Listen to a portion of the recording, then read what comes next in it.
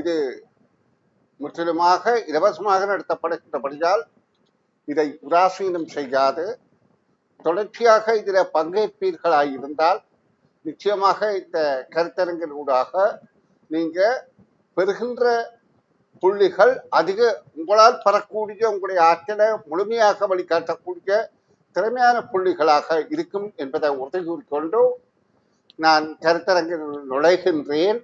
மற்ற அனைவருமே நிச்சயமாக காணொலிகள், அதாவது உங்களுடைய வீடியோக்களை போடுங்கோ. அப்படி நீங்க தொடர்ச்சியாக வீடியோ போடவில்லை என்று சொன்னால் நான் அந்த வீடியோ போடாதவர்களை ரிமூவ் பண்ணிவிடுவேன் என்பதையும் நீங்க கவனத்தில் கொள்ளுங்கோ. சரி, நான் இனி விடயத்தினுள் நுழைகின்றேன். அதாவது உங்களுக்குரிய பயிற்சித்தாள்களை, அதாவது 2023ஆம் ஆண்டு அரச பரீட்சை தாளில் இருந்து வினாக்களுக்கு விடை காணும் விளக்கங்கள் கற்பித்துக் கொண்டிருந்தன. நேற்றைய வகுப்பில் இதில் 9 வினாக்கள் வரை கற்பித்தேன். ஆயினும் நாங்கள் கற்றவற்றை மீள விரைவாக மீட்டு கொண்டு தொடர்ச்சியான வினாக்களுக்கு செல்வது எங்களுக்கு கல்வியில ஒரு ஆர்வத்தையும் மிக தெளிவான விளக்கத்தையும் தரும். இப்பொழுது நாங்கள் 6வது வினாவுக்கு விடை காணும் விளக்கம் தருகின்றேன். இது 2023 அரச பரீட்சையாக நடத்தப்பட்ட அரச பரீட்சை வினாக்கள். இதுல 2023 நடத்தப்பட்ட 6வது பரீட்சை வினா, கண்ணனின் தாயின் சகோதரனின் மகள் கீதா எனின் கண்ணன் கீதாவின். இங்கே உறவு முறை சொல்லப்படுகின்றது. இந்த உறவு முறை வினாக்களுக்கு நாங்கள் விடையளிக்கின்ற போது இந்த உறவு முறையில முதலாவது பிரதானமாக குறிப்பிடப்படுகின்றவரை நீங்களாக நினைத்துக் கொள்ளுங்கள். அதாவது கண்ணன் என்பதை நீங்களாக நினைப்பீர்களாயிருந்தால் நான், அப்ப நான் என்றால் எனது தாய், தாயின் சகோதரன் என்றோன்னு எங்களுக்கு தெரியும் மாமா, மாமாவின் மகள் மைத்துனி. அப்ப கீதா எனது மைத்துனி. இப்ப கேட்கப்படுகின்றது கீதா எனின் கண்ணன் கீதாவின். அதாவது முதல்ல நான், அம்மா, அம்மாவின் சகோதரன் மாமா, மாமாவின் மகள் மைத்துனி என்று கீதா என்று சொல்லப்படுகின்றது. இப்ப இது திருப்பி இப்ப கீதாவுக்கு நான் எவ்வாறு என்று கேட்டால், கீதாவின் தந்தை, அதாவது கீதாவின் தந்தையின் சகோதரியின் மகன் ஆவேன். அப்ப தந்தையின் சகோதரியின் மகன் என்று திருப்பி வருதல் வேண்டும். இங்கே இருந்து எப்படி போனோமோ அதை திருப்பி வருதல் வேண்டும். இனி அடுத்த வினா, ஒரு பாத்திரத்துல 10 சிவப்பு பந்துகளும் 8 மஞ்சள் பந்துகளும் 6 வெள்ளை பந்துகளும் உள்ளன. ஒரு தடவைக்கு 2 சிவப்பு பந்துகளையும், ஒரு தடவையில 2 சிவப்பு பந்துகளையும், ஒரு மஞ்சள் பந்தையும், ஒரு வெள்ளை பந்து வீதமும் வெளியே பந்துகள் எடுக்கப்படுகின்றன. அவ்வாறு பந்துகள் வெளியே எடுக்கப்படத்தக்க தடவைகளின் எண்ணிக்கை முடிவடைந்த பின்பு பாத்திரத்தில் எஞ்சி இருக்கும் பந்துகளின் மொத்த எண்ணிக்கை யாது? இப்படி இந்த மாதிரி 2, 1, 1 என்று எத்தனை தடவைகள் எடுத்து ஏதாவது ஒரு பந்து இந்த மாதிரி எடுக்க முடியாத அளவுக்கு முடிந்த பிறகு இப்படி எடுக்க வேணும். எடுக்கிற ஒவ்வொரு தடவையும் 4 பந்து எடுக்கணும். 2 சிவப்பு பந்தாக இருக்க வேண்டும், 2 ஒரு மஞ்சள் பந்தாக இருக்கணும், ஒரு வெள்ளை பந்தாக இருக்கணும். இப்படி எடுக்கத்தக்க எண்ணிக்கைகள் முடிவடைந்த பிறகு மீதம் இருக்கிற பந்துகளின் எண்ணிக்கை கேட்கப்படுகின்றது. அப்ப நாங்க இதுல 10 2ஆல வகுப்போமாக இருந்தால் இப்படி 5 தடவை 2 எடுக்கலாம். அப்ப 5 தடவை 2 எடுத்தோடனே இந்த 10 பந்துகளும் இல்லாமல் போய்விடும். இப்ப இதுல ஒவ்வொன்று என்றால் 5 தடவை 1 எடுத்தால் 5, 5, அப்ப 3 மீதமாக இருக்கும். இதிலே 5 தடவை எடுத்தால் 5, 1 மீதமாக இருக்கும். அப்ப 3, 3, 4 என்பது விடையாகும். இனி நாங்கள் 8வது வினாவை பார்வையிடுவோம். எல்லா விதங்களிலும் ஒன்றையொன்று ஒத்த 6 கணினிகள் இருக்கின்றது. இது பாடசாலைகளுக்கு விநியோகிக்கப்பட வேண்டியுள்ளது. அப்ப ஒரு பாடசாலை இது, அடுத்தது பாடசாலை இது, 2 பாடசாலைகளுக்கும் இந்த கணினிகளை விநியோகிக்க வேண்டி இருக்கின்றது. ஒத்த கணினிகள். அதாவது ஒவ்வொரு பாடசாலைக்கும் கிடைக்கத்தக்க கணினிகளின் எண்ணிக்கை வேறுபடலாம் என்றால் ஒன்றுக்கு ஒரு எண்ணிக்கை, மற்றதுக்கு வேறு எண்ணிக்கை இருக்கலாம். ஆனால் 6ஐயும் விநியோகிக்கப்பட வேண்டும். ஒவ்வொரு பாடசாலைக்கும் ஒரு கணினியேனும் கிடைக்க வேணும். ஒவ்வொரு பாடசாலைக்கும் ஒன்றாவது கிடைக்கணும். இப்ப இதுக்கு கண்டிப்பாக ஒவ்வொன்றுக்கும் ஒன்றாவது குறைந்தபட்சம் கிடைக்கணும். அப்ப இதுக்கு 1 கொடுத்தால் இதுக்கு 5 கொடுக்கலாம். இதுக்கு தற்செயலாக அடுத்து 2 கொடுத்தால் இங்க 3 கொடுக்கலாம். இங்க 3 கொடுத்தால் இங்கே 3 கொடுக்கலாம். இங்கே 4 கொடுத்தால் இங்கே 2 கொடுக்கலாம். இங்கே 5 கொடுத்தால் இங்கே 1 கொடுக்கலாம். அப்படி ஒரு கணினியனும் கிடைக்குமாறு அந்த 6 கணினிகளும் விநியோகிக்கப்படத்தக்க எத்தனை விதங்கள் உள்ளன? எத்தனை விதம் என்று சொன்னால் 1, 2, 3, 4, 5 என்பது கேள்விக்கான விடையாகும். இனி நாங்கள் 9வது வினாவை பார்ப்போம்.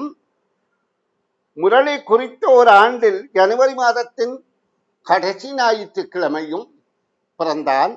சங்கரி அதே ஆண்டில் பிப்ரவரி மாதத்தின் முதல் ஞாயிற்றுக்கிழமையில் பிறந்தாள். இவ்விரு நாட்களையும் குறிக்கும் எண்களின் மொத்தம் 38 ஆகும். இங்கே நாங்கள் கவனிக்கப்பட வேண்டியது, இங்கு அந்த நாட்களின் எண்ணிக்கை 38 என்பதாகும். அப்ப எங்களுக்கு தெரியும் ஒரு கிழமை நாள், இப்ப இந்த ஞாயிற்றுக்கிழமை ஜனவரி மாத ஞாயிற்றுக்கிழமையும் அடுத்த ஞாயிற்றுக்கிழமைகளிலும் உள்ள திகதிகளுக்கு இடையில 7 நாட்கள் வித்தியாசம் இருக்கும். ஏன், ஒரு ஞாயிறுல இருந்து அடுத்த ஞாயிறு 7 நாள் கழித்துத்தான் பெறும். அப்ப 31 நாட்கள்ல 7 நாளை கழிப்போமாக இருந்தா, 38 நாட்கள்ல 7 நாட்களை, ஏன் மொத்த எண்ணிக்கை 38, 38ல 7 கழித்தால் 31. அப்ப ஜனவரி 31 ஒரு பிள்ளை பிறந்திருக்கு, பிப்ரவரி 7ஆம் தேதி அடுத்த பிள்ளை பிறந்திருக்கு. அவ 2 கூட்டுத்தொகை 38 சரியாக இருக்கின்றது. இப்ப கேள்வி என்ன, முரளி முதற் பிள்ளை, அதாவது ஜனவரி மாதத்தில் பிறந்த பிள்ளை எத்தனையாம் தேதி பிறந்தது என்றால் 31ஆம் தேதி. அடுத்த கேள்வி, இப்ப நாங்க இதுவரையிலான கேள்வி கடந்த கருத்தரங்கில பார்வையிட்டிருந்தோம். இப்பொழுது நாங்கள் 10வது வினாவுக்கு செல்வோம். இப்ப இதுல சுந்தரிலும் பார்க்க 2.5 வயதினால் இளையவள். அப்ப சுந்தரன் என்ற ஒருவன் இருக்கின்றான். அவனுடைய சகோதரி சுந்தரி என்பவள் இருக்கின்றாள். அவள் 2.5 வருடங்கள் இளையவள், -2.5 வருடங்கள் இளையவள். இப்ப சுந்தரன் பிறந்த ஆண்டு 2005 என்று சொல்லப்படுகின்றது. ஆண்டில் பிறந்த சுந்தரி பிறந்த ஆண்டு யாது என்று இங்கு 3 விடைகள் தரப்படுகின்றது. அப்ப நாங்க இதிலே பார்க்க வேண்டிய விடயம் என்னென்றால், முந்தி பிறந்தவர் மூத்தவர், பிந்தி பிறந்தவர் இளையவள் ஆக இருப்பான். அப்ப இளையவளாக இருந்தால் இவள் பிந்தித்தான் பிறந்திருப்பாள். இவள் 2007 பிறந்தாளா அல்லது 2008 பிறந்தாளா அல்லது 2007 அல்லது 2008 பிறந்தாளா என்றதான் வினாவப்படுகின்றது. இப்ப நாங்க இதுக்கு விடை காண்பதற்கு நாங்கள் என்னத்தை பின்பற்ற வேண்டும் என்றால், சுந்தரன் பிறந்த ஆண்டுதான் தரப்பட்டிருக்கின்றது ஒழிய எங்களுக்கு மாதம் தரப்பட்டில்லை. அப்ப இந்த சுந்தரன் அதாவது ஒரு 1ஆம் மாதத்திலிருந்து 6ஆம் மாதத்துக்குள்ள பிறந்திருக்கலாம், அல்லது 7ஆம் மாதத்தில் இருந்து 12ஆம் மாதத்துக்குள்ள பிறந்திருக்கலாம். 2005ஆம் ஆண்டுல சுந்தரன் இந்த இரு வகையான காலப்பகுதியில பிறந்திருந்தால், சுந்தரி பிறந்த காலப்பகுதி இந்த ஆண்டுகள் வித்தியாசமாக இருக்கும். இப்ப சுந்தரன் 2005 1 இருந்து 6 வரையிலான காலப்பகுதிக்கு பிறந்திருந்தால், அடுத்த 6 மாதம் அரை வருடம் இந்த வருடத்துல, அதாவது 2005, 2006 1 வருடம், 2007 1 வருடமாக 2007 கூடி பிறந்திருக்க நியாயம் இருக்கின்றது சுந்தரி. அப்ப சுந்தரி பிறந்தது 2007 இருக்கலாம். அப்படி என்று சொன்னால் சுந்தரன் 2005 இந்த முதல் 6 மாதங்களுக்கு பிறந்திருந்தார். அப்படி இல்லை சுந்தரன் இறுதி 6 மாதங்களுக்கு பிறந்திருந்தால் அவளுடைய வயது 2005 அல்ல 2006 தான் ஒரு வருடமாக இருக்கும். 2007 அடுத்த வருடம் 2வது வருடமாக இருக்கும். 2008 ஆண்டு 1ஆம் மாதத்திலிருந்து 6ஆம் மாதத்துக்குள் தான் அடுத்த அரை வருடம் வரும். அப்ப 2007 சுந்தரி பிறந்திருக்கலாம் அல்லது 2008 பிறந்திருக்கலாம் என்ற 2வது விடைதான் பொருத்தமானது. இனி நான் அடுத்த 11வது வினாவுக்கு விடை காணும் விளக்கம் கற்பிக்கப் போகின்றேன். உருவில் உள்ள நெய்யரியில் இருக்கும் 4 வெற்றிடங்களில் 3, 4, 5, 6 ஆகிய 4 இலக்கங்களை பொது எல்லை கோட்டினால் வேறுபடுத்தவும். ஒவ்வொரு இரு சதுரங்களிலும் இருக்கும் இரு இலக்கங்களினதும் வித்தியாசம் 1 ஆக இராதவாறு நிரப்புதல் வேண்டும். இவ்வாறு நெய்யரியில் நிரப்பப்படத்தக்க எத்தனை விதங்கள் உள்ளன? இங்க பொது எல்லை என்று சொல்லப்படுவது இந்த கோடு, அதாவது இந்த கோடுகள் தான் பொது எல்லை. அப்ப இந்த பொது எல்லையால வேறுபடுத்த வேண்டும். முதல் இரு இலக்கங்களின் தரப்பட்டு 3, 4, 5 என்ற இலக்கங்களை இதுல போட வேண்டும். ஆனா ஒரு எண்ணுக்கும் அடுத்த எண்ணுக்கும் இடையில 1 வித்தியாசம், 1 கூடவோ அல்லது 1 குறையவோ இருத்தல் முடியாது. கூடவாகவும் இருக்கக்கூடாது, குறையவாகவும் இருக்கக்கூடாது. அப்படி என்றால் கருத்து என்ன? அடுத்தடுத்த எண்கள் இருக்கக்கூடாது. அப்படியாக இந்த 4 எண்களையும் இந்த அடைப்புக்குள்ள எத்தனை விதங்களில் போடலாம் என்று கேட்கப்படுகின்றது. இப்ப இந்த கேள்விக்கு நாங்க ஒரு நிமிடத்துக்கு அங்க பரீட்சையின் போது விடையளிக்க வேண்டும்.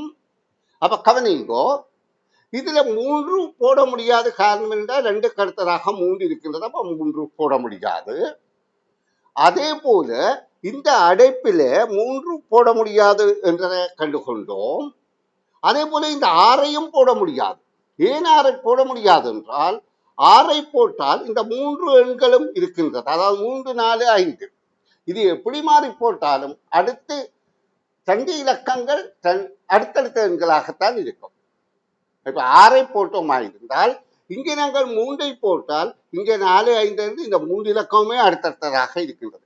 இப்ப இதுல 4ஐ போடுவோமா இருந்தால் அடுத்த இதுல 6ஐ போட்டோம், இங்கே 4ஐ போட்டோம் என்றால் இங்கே 5ஐ போட்டோமா இருந்தால் அல்லது 3ஐ போட்டோமா இருந்தால் அடுத்தடுத்த எண்ணாகத்தானே இருக்குது. ஆனபடியால் இந்த 6ஐயும் போட முடியாது.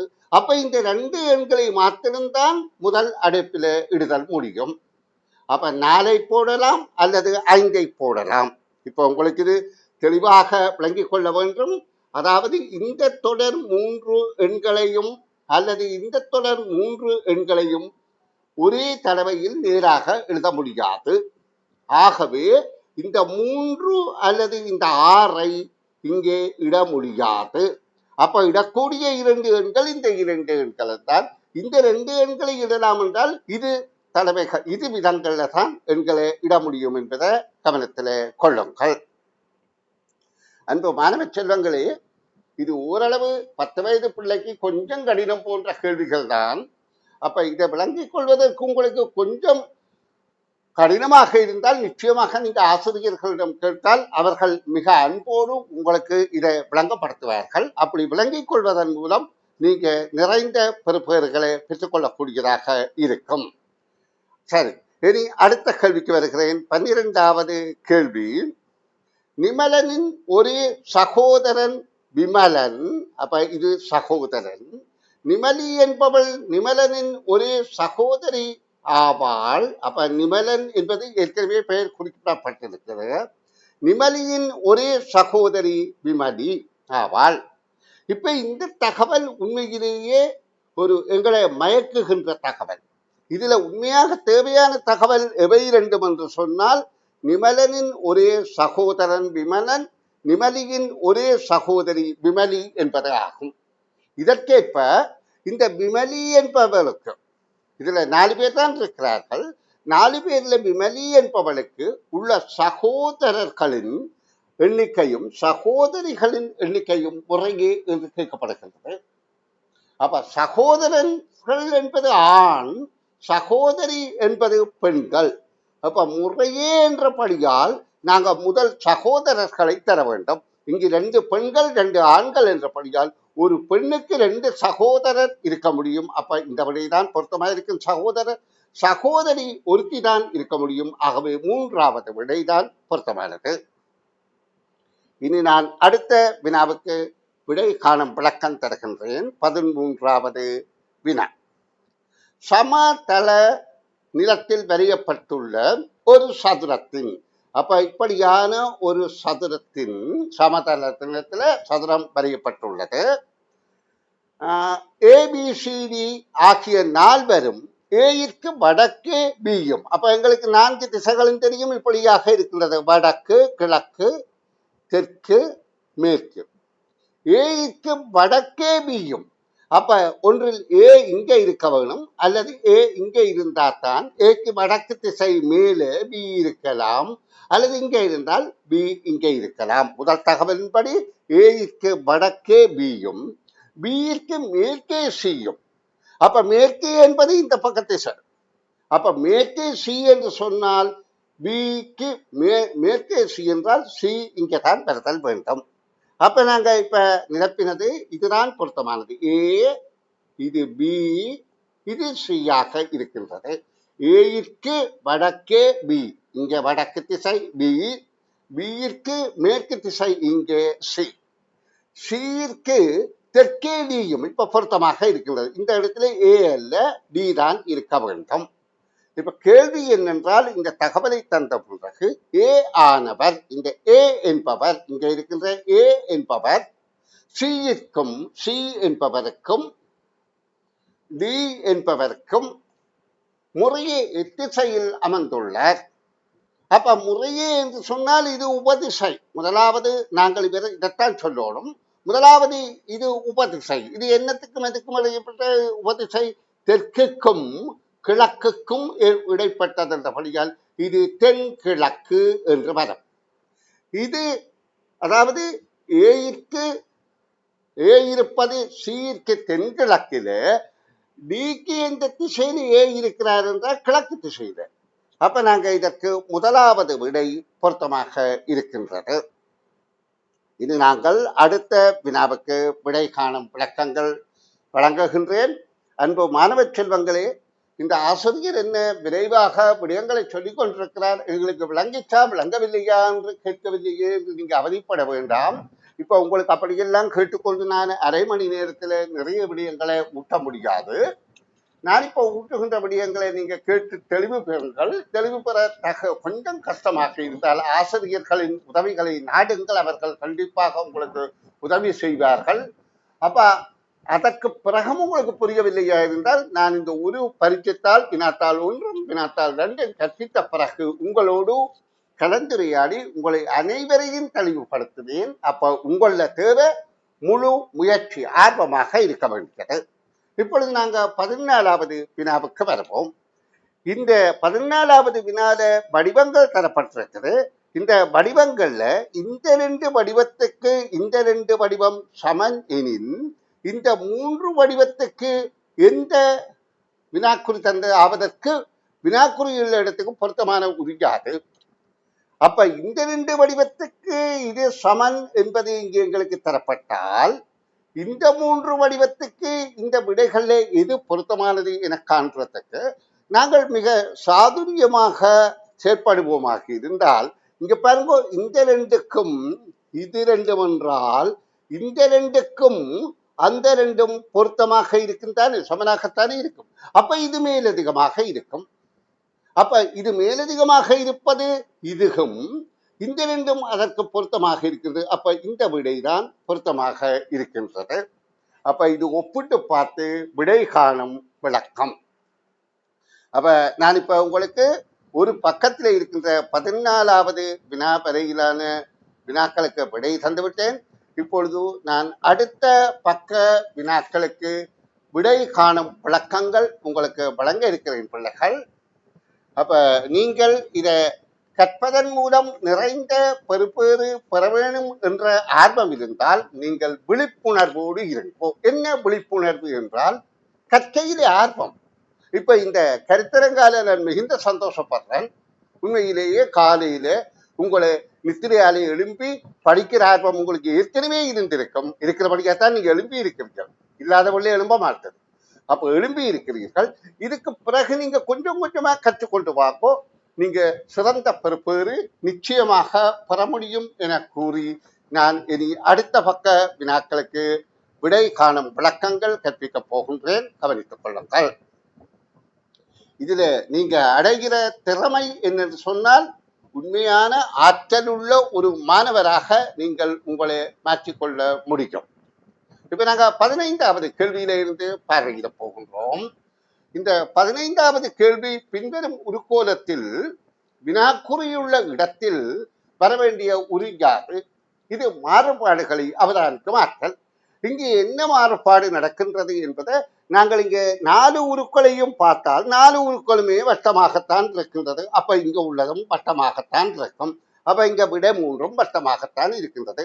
இந்த வட்டங்கள் எல்லாம் அதாவது நிலைக்குத்துக்கோடு கிடைக்கோடாக 4 சம பாக வட்டங்களாக பிரிக்கப்பட்டிருக்கிறது. அதே மாதிரி தான் விடையிலும் பிரிக்கப்பட்டிருக்கின்றது. இனி நாங்கள் இருக்கிற உள்ள ஒரு வடிவத்தை பார்ப்போம். அதன் மாறுபாடுகளை இந்த வட்டத்தை இங்கே இருக்கின்றது, அதாவது இந்த திசையில இருக்கின்றது. அடுத்தது இதற்கு எதிர் திசையில இருக்கின்றது. திரும்ப இங்கே இருக்கின்றது, திரும்ப எதிர் திசையில இருக்கின்றது.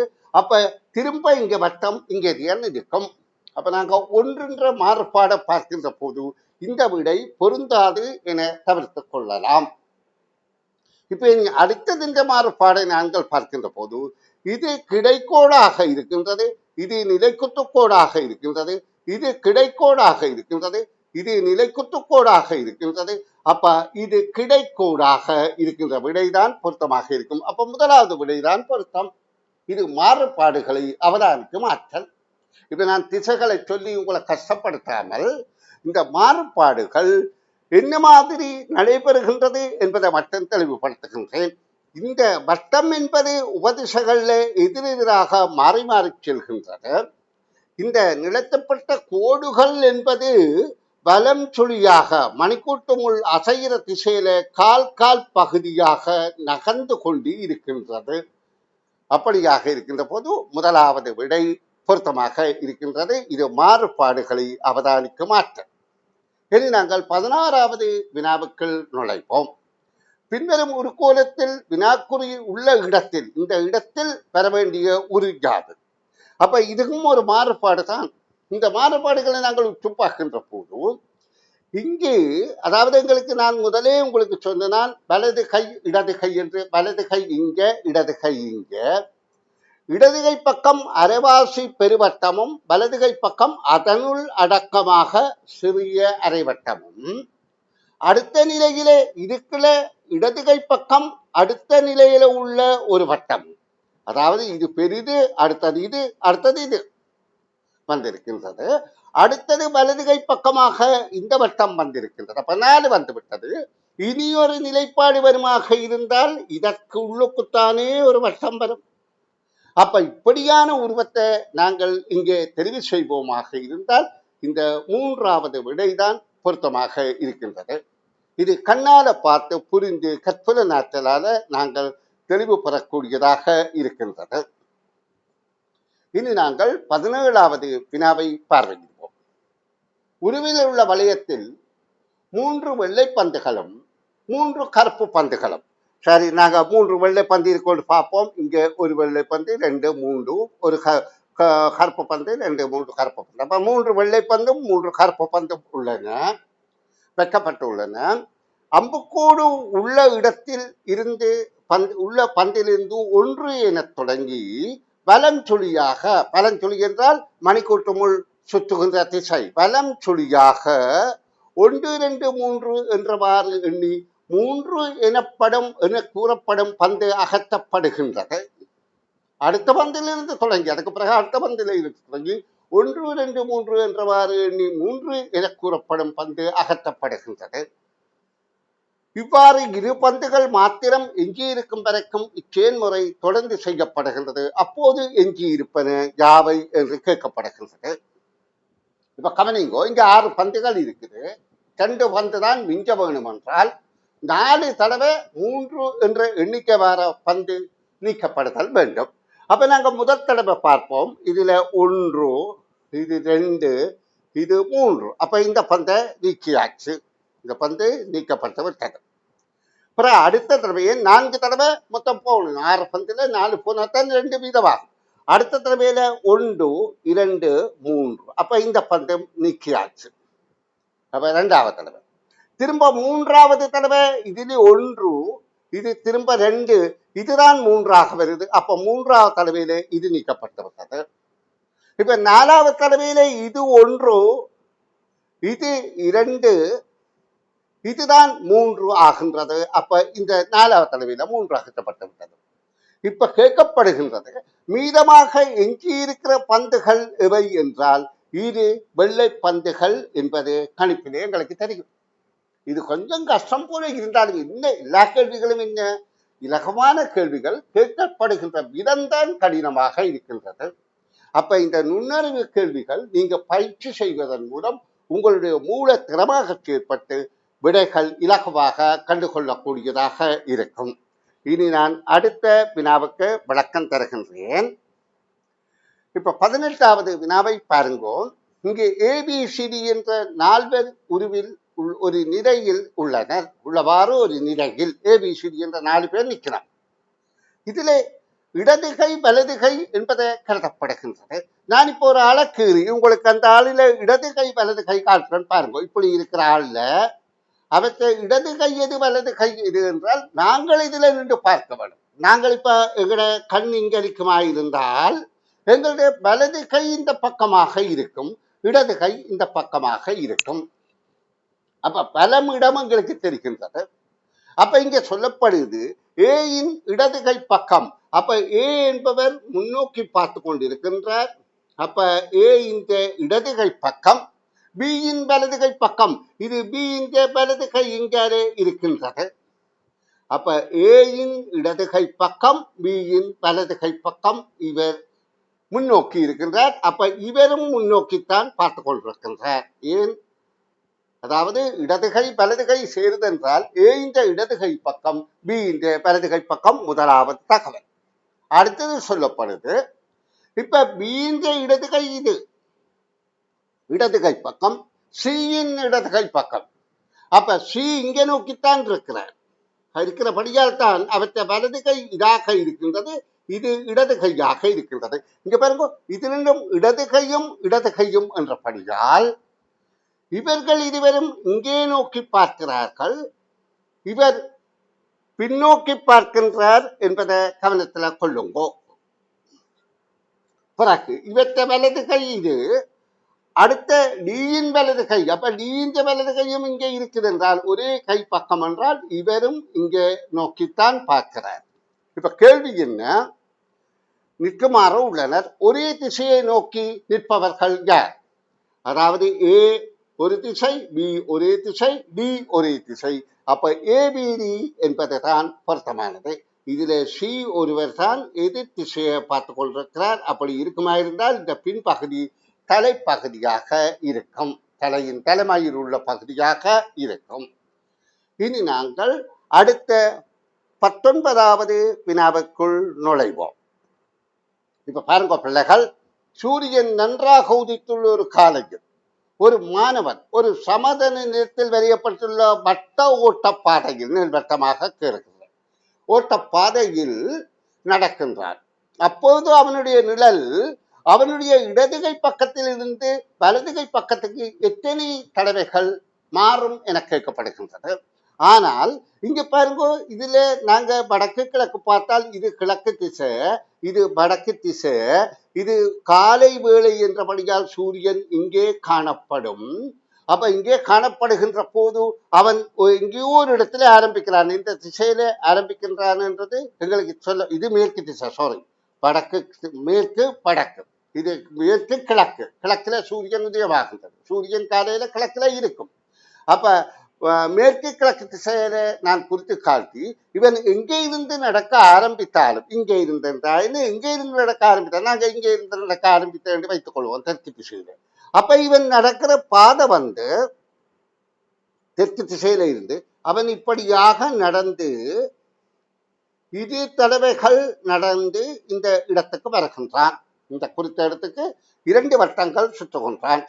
ஒரு ஓட்ட பாதையில் முற்றாக 2 சுற்றுகள் நடக்கின்றான். அப்பொழுது அவனுடைய நிழல் அவனுடைய இடதுகை பக்கத்தில் இருந்து வலதுகை பக்கத்துக்கு எத்தனை தடவைகள் மாறியிருக்கும் என்பது கேள்வி. இப்படியாக அவன் நிற்கின்ற போது அவன் நிழல் முன்னால நிற்கும். இப்படியாக அவன் இங்கே வருகின்ற போது அவன் நிழல் இங்க பாருங்கோ, இந்த மாதிரியான வருகின்ற போது இது அவனது வலதுகை பக்கம், இது அவனது இடதுகை பக்கமாக இருக்கும். அப்ப இப்ப என்ன கேட்கப்படுது, இடதுகை பக்கத்துல இருந்த நிழல் வலதுகை பக்கத்துக்கு எத்தனை தடவை மாறும். இப்படியாக அவன் இங்க வந்து இதுல திரும்பி வருகின்ற போதுதான் இடதுகை வலதுகைக்கு ஒரு காற்று மாறும். அதே மாதிரி அடுத்த வட்டத்துல வருகின்ற போதும் இந்த இடத்துல வருகின்ற போதுதான் 2வது தடவை மாறும். அதாவது இப்படியாக அவன் ரவுண்ட் அடித்தார். அதாவது நான் சொல்லுவது வலஞ்சுழியாக வட்டம் அடித்தார். அப்படி இடஞ்சுழியாக வட்டம் அடித்தாலும் அதே மாதிரித்தான் நடக்கும்.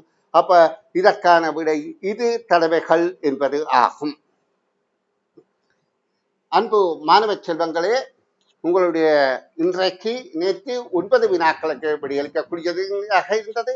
இன்றைக்கு 19வது வினா வரையிலே விடையளித்திருக்கின்றேன். ஒவ்வொரு வினாவையும் நீங்க தெளிவாக விளங்கிக் கொள்வது மட்டுமல்ல, உங்களால் முடியாத பட்சத்தில் உங்கள் ஆசிரியர்களின் உதவியை பெற்று விளங்கிக் கொள்வதன் மூலம் நிச்சயமாக நீங்க சிறந்த பெறுபேறு எடுக்க முடியும். இது மட்டுமல்ல, நான் எதிர்பார்க்கக்கூடிய வினாக்கள் என்று இந்த கிட்டத்தட்ட 3 மாதம் 2.25 மாதம் என்று கருதலாம். இந்த நாட்கள் முழுக்க தினசரி நான் உங்களை வழிநடத்துவேன். இதன் மூலம் சிறந்த பெறுபேறுகள் பெற உங்களை வழிகாட்டுவேன் என கூறி நான் இன்றைய வகுப்பை நிறைவு செய்ய இருக்கிற பிள்ளைகள், உங்களுக்கு யாருக்காவது ஏதாவது சந்தேகங்கள் இருந்தால், இந்த கற்றையில சந்தேகங்கள் உங்களுக்கு இருந்தால், நீங்க அனைவருமே வீடியோ போடவில்லை. அதாவது நான் சொல்றது, உங்களை வீடியோ போடுங்க, இதை நீங்க வெட்கப்பட வேண்டியதில்லை. நேற்றைய தினத்தை விட இன்றைய தினம் அதிகமானவர்கள் கலந்து கொண்டிருக்கிறீர்கள். காலை பொழுது மேலே எல்லாரும் நித்திரை கொள்ளுகின்ற வேளை. ஆனால் நாங்கள் இதுல உற்சாகமாக இருக்கின்றது எங்களுடைய பெறுபேறை நிச்சயமாக மாற்றும்.